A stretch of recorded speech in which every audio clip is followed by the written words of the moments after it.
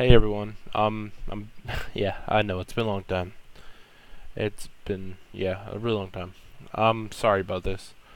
I've had just a lot of stuff going on recently and not much time to do YouTube.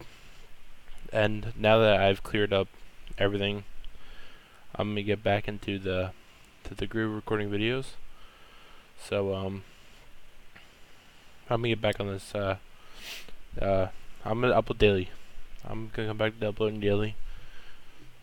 So I'm sorry for taking that little hiatus. I'll be back to uploading videos. I just had to take care of some stuff, and I'm just happy that I can come back and make YouTube videos. So today I'm gonna talk about the Buffalo Sabres. Um, they're not off to the best start this year.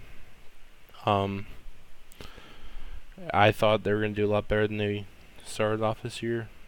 Um, One of the hardest things to predict in hockey or any sport in general is when the teams can call a rebuild.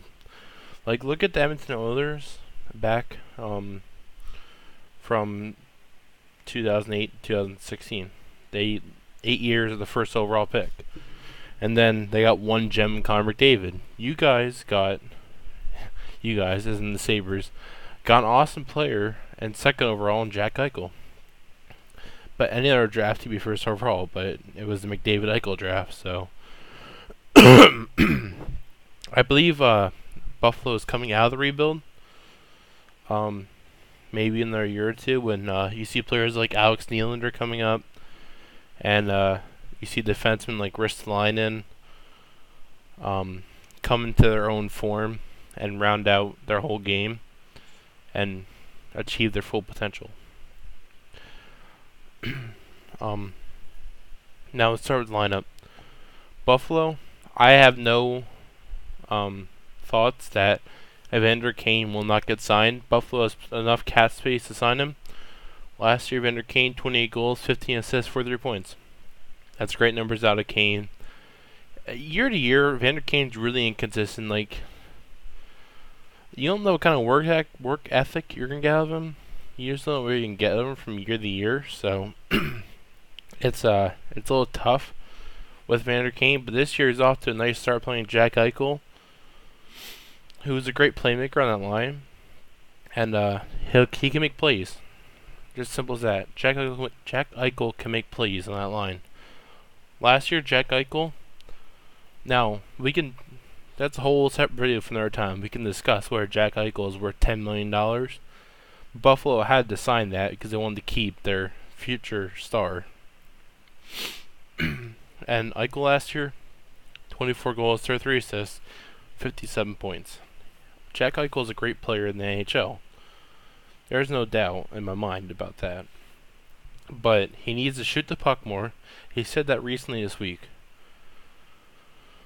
But one thing that I don't know about him is if Buffalo has a really bad next 60 games, like almost like Colorado did last year, I don't know how his mentally he's gonna fare. So that's gonna be interesting to see how he's gonna do.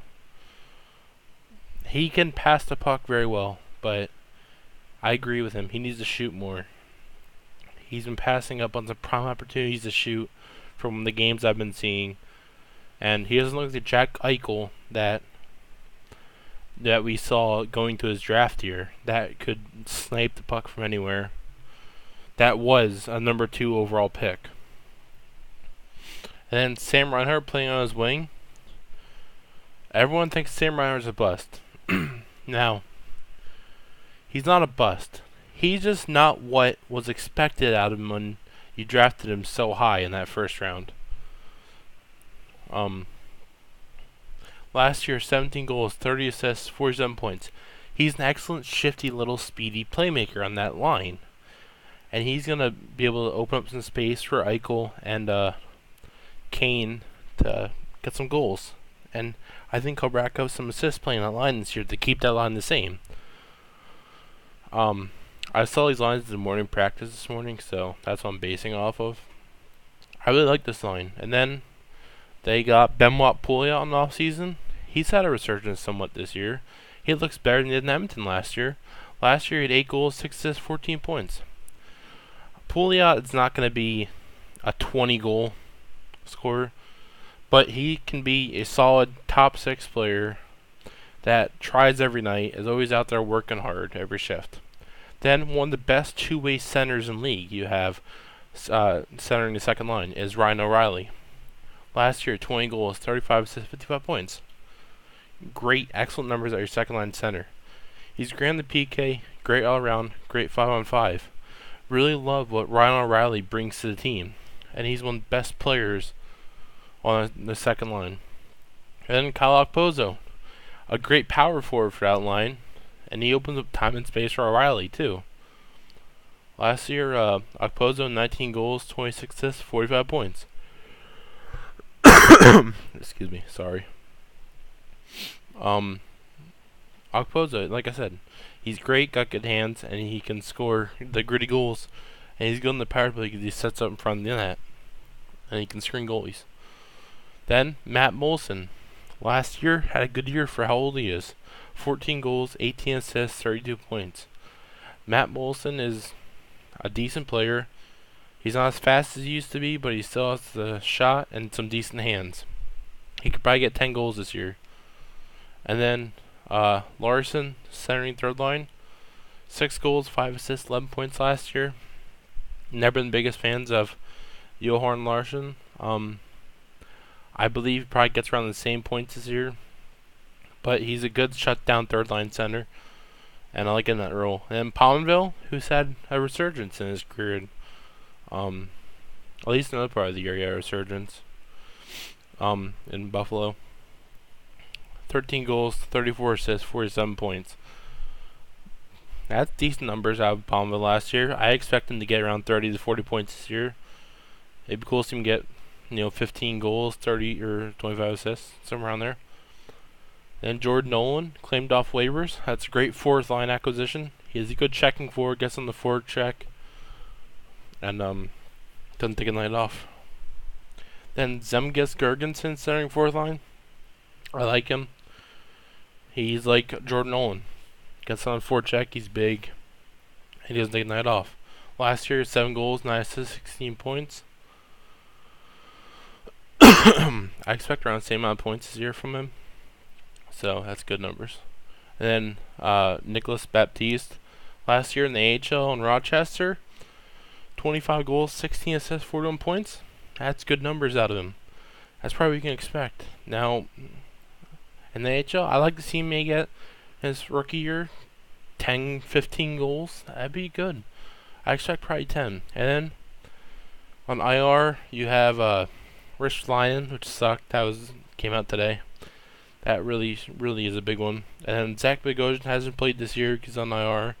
Then Jacob Josephson. So your blue line is little, has some holes in it. So you have some of your AHL prospects filling in. So you have Jake McCabe, solid two-way defender. Takes a questionable hit every now and then. Got suspended last year for, I believe, hitting Connor Sheary, if I'm thinking of the right hit. But last year, 3 goals, 17 assists, 20 points. That's what you're going to expect out of him. That's right around what he'll probably get this year. And Taylor Fredon, he scores some points. And he's a decent AHL defenseman. A good prospect in your system. 5 goals, 18 assists, 23 points. It'd be nice to see him get on the same points in the NHL. I'm curious if he can transition. I can't say transition, apparently. And Victor Antipin, you signed in the offseason from the KHL.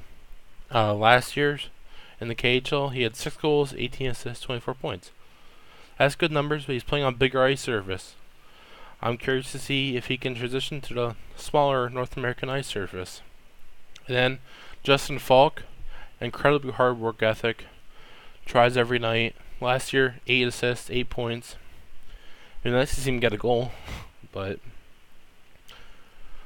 yeah, he's a hard worker.